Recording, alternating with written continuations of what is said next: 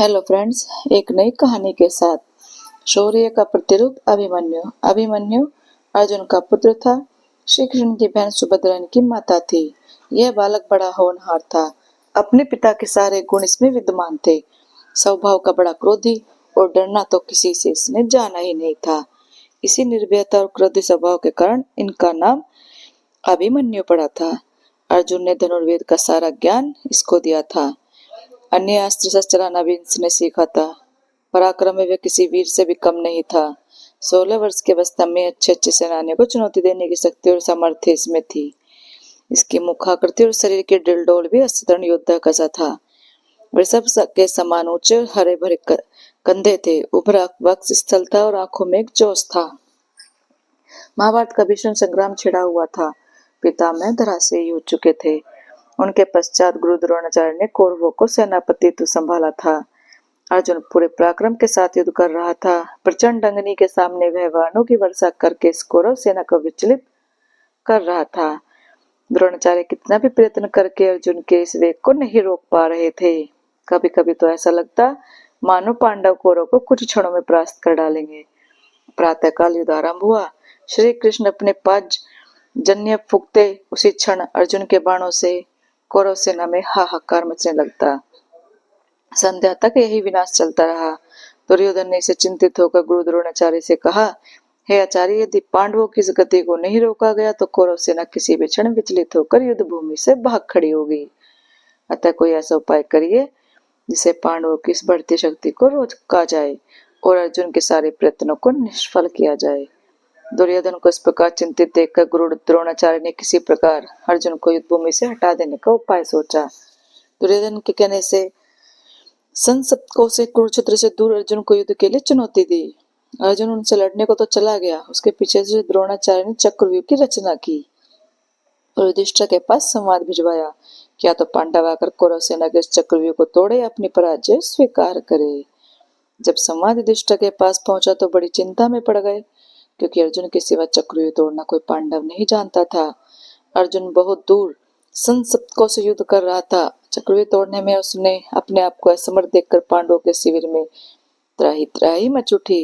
युधिष्ठिर, भीम, धृष्टद्युम्न आदि कितने पराक्रमी योद्धा थे जो बड़े से बड़े पराक्रमी कौरवी सेना को चुनौती दे सकते थे, लेकिन चक्रव्यूह तोड़ने का कौशल किसी को नहीं आता था। वह ऐसा व्यूह था जिसमें पहले तो घुसना और उसको तोड़ना ही मुश्किल था, और फिर सफलतापूर्वक उसमें से बाहर निकलना तो और दुष्कर कार्य था। कौरव सेना के सभी प्रमुख महारथी उस चक्रव्यूह के द्वारों की रक्षा कर रहे थे। जब सभी की कर्तव्य मोड़ के सभा में बैठे हुए थे और अर्जुन के बिना सिवाय इसके कि वो अपने पराजय स्वीकार कर ले, कोई दूसरा उपाय उनको नहीं सूझ पड़ रहा था। अभिमन्यु वहां आया और सभी को गहन चिंता में डूबा पाकर युधिष्ठिर से पूछने लगा, चिंता का क्या कारण है? युधिष्ठिर ने सारी बात बता दी। उसे सुनकर वह वीर बालक पूर्ण साहस के साथ बोला, आर्य, आप इसके लिए चिंता ना करें। दुष्ट कौरवों का यह षड्यंत्र किसी प्रकार सफल नहीं हो सकेगा। यदि अर्जुन नहीं है तो उनका वीर पुत्र अभिमन्यु तो यहाँ है। आप दुर्योधन को चुनौती स्वीकार कर लीजिए, मैं चक्रव्यूह तोड़ने के लिए जाऊंगा। अभिमन्यु की बात सुनकर सभी को आश्चर्य होने लगा। एक साथ सबके नीचे झुकी हुई गर्दन ऊपर उठ गई। फिर भी युधिष्ठिर ने इसे अभिमन्यु की नादानी समझा। उन्होंने पूछा, बेटा, तुम्हारे पिता अर्जुन के सिवा में से कोई भी चक्रव्यूह भेदना नहीं जानता, फिर तुम कैसे इसका भेदन कर सकते हो? आज अर्जुन होता तो यह अपमान न सहना पड़ता। संध्या काल तक भी वह गांडीवध बनता नहीं आ सकेगा, और पांडवों की सेना जिसके लेकर वह प्रचंड वीर अभी तक युद्ध करता रहा है, अपने अस्त्र डालकर कौरवों से पराजय स्वीकार कर लेगी। हाय ये कौरव विधाता! यह कहकर युधिष्ठिर अधीर उठे। उसी क्षण अभिमन्यु ने सिंह की तरह गरज कर कहा, आर्य, आप मुझे बालक ना समझे। मेरे रहते पांडवों का गौरव कभी नहीं मिट सकता। मैं चक्रव्यूह को भेदन जानता हूँ। पिता ने मुझे चक्रव्यूह के भीतर घुसने की क्रिया तो बतला दी थी, लेकिन उससे बाहर निकलना नहीं बताया। आप किसी प्रकार चिंता न करें, मैं अपने पराक्रम पर विश्वास करके चक्रव्यूह को तोड़ूंगा और उससे बाहर निकल आऊंगा। आप चुनौती स्वीकार कर लीजिए और युद्ध के लिए मुझे आज्ञा देकर शंख बजा दीजिए। उस दुर्योधन को संदेश भिजवा दिया कि फिर धनंजय का पुत्र अभिमन्यु उसकी सारी चाल को निष्फल करने के लिए आ रहा है। कितनी ही बार अभिमन्यु ने इसके लिए हट किया। परिस्थिति भी कुछ ऐसी थी। युधिष्ठिर ने उसको आज्ञा दे दी। अभिमन्यु अपना धनुष लेकर युद्ध भूमि की ओर चल दिया। उसकी रक्षा के लिए भीमसेन, धृष्टद्युम्न और सात्विक चले। चक्रव्यूह के पास पहुंचकर अभिमन्यु ने बाणों की वर्षा करना आरंभ कर दिया और शीघ्र ही अपने पराक्रम से उसने पहरे द्वार को तोड़ दिया और वह तीर की गति से व्यूह के अंदर घुस गया। लेकिन भीमसेन, सात्विक और धृष्टद्युम्न उसके पीछे व्यूह में नहीं घुस पाए। उन्होंने कितना ही पराक्रम दिखाया, लेकिन जयद्रथ ने उसे रोक लिया और वहीं से अभिमन्यु अकेला रह गया। अर्जुन का वह वीर पुत्र अद्भुत योद्धा था। व्यूह के द्वार पर उसे अनेक योद्धाओं से भीषण युद्ध करना पड़ा, लेकिन उसका पराक्रम प्रचंड अग्नि के समान था। जो कोई उसके सामने आता धराशायी हो जाता या विचलित होकर भाग जाता। इसी तरह व्यूह के प्रत्येक द्वार को वह तोड़ते चला जा रहा था। कौरवों के महारथियों ने उसे वीर बालक को दबाने का कितना ही प्रयत्न किया, लेकिन वे किसी भी प्रकार उसे अपने वश में नहीं कर पाए। उसके तीक्ष्ण बाणों की मार से व्याकुल होकर दुर्योधन ने द्रोणाचार्य से कहा, आचार्य, अर्जुन का यह वीर बालक चारों ओर विचर रहा है और हम कितना प्रयत्न करके इसकी भीषण गति को नहीं रोक पा रहे हैं। एक के बाद एक सभी द्वारों को उसने तोड़ दिया है। यह तो अर्जुन के समान ही युद्ध कौशल और पराक्रमी निकला। अब तो पांडवों को किसी प्रकार पराजित नहीं किया जा सकता। इस प्रकार कर्ण ने भी घबराकर द्रोणाचार्य से कहा, हे गुरुदेव, इस पराक्रमी बालक की गति देखकर तो मुझको भी आश्चर्य हो रहा है। इसके तीक्ष्ण बाण मेरे हृदय को व्याकुल कर रहे हैं। यह ठीक अपने पिता के अर्जुन के समान ही है। यदि किसी प्रकार इसको नहीं रोका गया तो हमारी चाल व्यर्थ चली जाएगी। अतः किसी तरह से इसको चक्रव्यूह से जीवित नहीं निकलने देना चाहिए। द्रोणाचार्य अभिमन्यु की वीरता देखकर कुछ क्षणों के लिए चिंता में डूब रहे। अर्जुन के उस वीर पुत्र के कर्ण, दुशासन आदि महारथियों को पराजित कर दिया था और राक्षस अलम्बुस को युद्ध भूमि से खदेड़कर बृहद्दल को तो जान से मार डाला था। दुर्योधन के सामने उसके बेटे लक्ष्मण को भी उसने मार डाला था। बड़े बड़े सूरवीर खड़े देखते रह गए। वह प्रचंड अग्नि की लपट की तरह सबको भस्म करता चक्रव्यूह को तोड़कर अंदर घुस गया। जब कौरवों के सारे प्रयत्न निष्फल चले गए तो उन्होंने छल से काम लेने की बात सोची। अलग अलग लड़कर कोई भी महारथी अभिमन्यु से नहीं जीत सकता था, इसलिए उन्होंने मिलकर उस पर आक्रमण करने का निश्चय किया।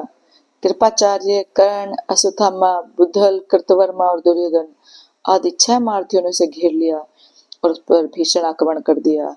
कर्ण ने अपने बाणों से उस बालक को धनुष काट डाला। भोज ने उसके घोड़ों को मार डाला और कृपाचार्य ने उसके पार्श्व रक्षकों के प्राण ले लिए। इस तरह अभिमन्यु पूरी तरह निहत्था हो गया, लेकिन फिर भी जो कुछ उसके हाथ में आया उससे वही शत्रुओं को विचलित करने लगा। थोड़ी देर में उसके एक हाथ में एक गदा आ गई। उससे उसने कितने ही योद्धाओं को मार गिराया। दुशासन का बेटा उसके सामने आया। घोर संग्राम हुआ। अकेला अभिमन्यु 6 के सामने क्या करता। महारथियों ने अपने बाणों से उसके शरीर को छेद किया। अब वह लड़ते लड़ते थक गया था। इसी समय दुशासन के बेटे ने आकर उसके सिर पर गदा प्रहार किया, जिससे अर्जुन का वह वीर पुत्र उसी क्षण पृथ्वी पर गिर पड़ा और सदा के लिए पृथ्वी से उठ गया। उसके मरते ही कौरवों के दल में हर्ष ध्वनि उठने लगी। दुर्योधन उसके साथी इस निहत्थे बालक की मृत्यु पर फूले नहीं समाये। किसी को भी उसकी अन्याय से की गई हत्या पर तनिक भी खेद और पश्चाताप नहीं था। जब अभिमन्यु की मृत्यु का समाचार पांडव दल में पहुंचा तो युधिष्ठिर शोक से व्याकुल हो उठे। अर्जुन की अनुपस्थिति में उनके उसके लाल को युद्ध भूमि में भेज दिया था। अब उनके आने पर उसको क्या उत्तर देंगे, इसका संताप उनके हृदय को व्याकुल कर रहा था। भीम भी अपने भतीजे की मृत्यु पर रोने लगा। वीर अभिमन्यु की मृत्यु से पांडवों के पूरे शिविर में हाहाकार मच गया। सन सप्तक से युद्ध समाप्त कर जब अर्जुन वापस आए तो वह दुखपूर्ण समाचार सुनकर मूर्छित हो उठा और अभिमन्यु के लिए स्वर से रुदन होकर रोने लगा। श्री कृष्ण ने उसे काफी धैर्य बधाया, लेकिन अर्जुन का संताप किसी प्रकार दूर नहीं हुआ। प्रतिशोध की आग उसके अंतर में धधकने लगी और जब तक जयद्रथ को मारकर उसने अपने बेटे के खून का बदला ना ले लिया तब तक उसे संतोष नहीं आया। श्री कृष्ण को भी अभिमन्यु की मृत्यु पर कम दुख नहीं हुआ था, लेकिन वो तो योगी थे। बालकों की तरह रोना उन्हें नहीं आता था। प्रतिशोध की आग उनके अंदर भी जल रही थी। उन्होंने स्पष्ट कहा था कि अपने भांजे अभिमन्यु की मृत्यु का बदला लिए बिना वह नहीं मानेंगे। अभिमन्यु की स्त्री का नाम उत्तरा था। वह मत्स्य नरेश विराट की पुत्री थी। अज्ञातवास के समय अर्जुन विराट के यहाँ उत्तरा को नाचने गाने की शिक्षा देते थे। बाद में विराट को सारा हाल मालूम हो गया था। इसलिए लोकापवाद के डर से वे अपनी पुत्री का विवाह अर्जुन के सिवा किसी अन्य पुरुष के साथ नहीं करना चाहते थे। अर्जुन के स्वीकार न करने पर विराट ने उत्तरा का विवाह उसी के पुत्र अभिमन्यु के साथ कर दिया। इन दोनों का ही विवाह बाल्यावस्था में हो गया था। उस युग में बाल विवाह की प्रथा तो इतनी प्रचलित नहीं थी, लेकिन विवाह के पीछे राजनीतिक कारण निहित था। पांडवों के इसके पश्चात मत्स्य नरेश ने हर प्रकार की सहायता मिल सकती थी। अपने पति की मृत्यु पर उत्तरा शोक से पागल हो उठी। श्री कृष्ण ने उसे कितना ही समझाया था, लेकिन फिर भी कितने दिनों तक उसका रुदन एक क्षण को भी नहीं रुक रहा था। उस समय वह गर्भवती थी। अतः सुदामा ने पांडवों के वंश को समूल नष्ट कर देने के लिए इस गर्भस्थ बालक पर ब्रह्मास्त्र का उपयोग किया था, लेकिन श्री कृष्ण ने इसे रोक लिया था और इस प्रकार श्री कृष्ण ने पांडवों के कुल की रक्षा की। निश्चित अवधि के पश्चात उत्तरा के गर्भ से बालक का जन्म हुआ। चूंकि सभी को 6 हो जाने के पश्चात इस बालक का जन्म हुआ था, इसलिए इसका नाम परीक्षित रखा गया। यही पांडवों की वंश परंपरा को आगे बढ़ाने लगा। तो दोस्तों, कैसी लगी आपको ये कहानी? अच्छी लगी हो तो प्लीज लाइक, कमेंट और शेयर करना और चैनल को सब्सक्राइब करना। Thank you.